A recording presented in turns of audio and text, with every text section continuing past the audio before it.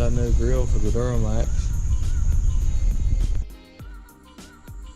So this grill right here is designed to go over your factory grill. So basically when you get this grill, it's going to come with these studs right here. You got 6 of them, and you got to install them at the very top.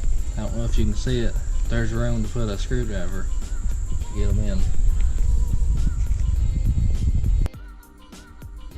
So basically what you're going to do, you're going to slide this grill over the factory grill, and you got these little brackets.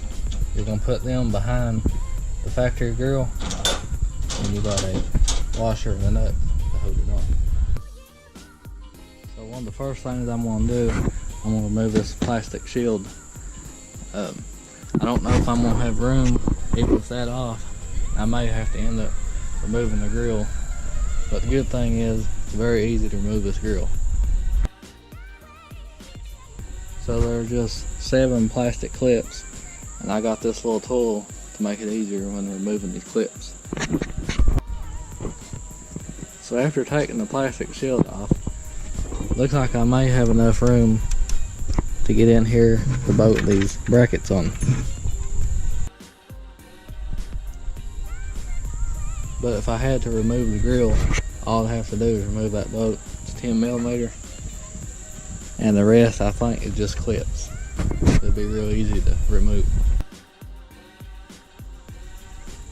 So basically all I'm doing is putting these little brackets on the back side of the factory grill and bolting them down to the studs that I put on this new grill. Alright guys, I got it installed. I think it looks really good. Took a little bit to get it aligned. Altogether it takes about 30 minutes. I think it turned out pretty good.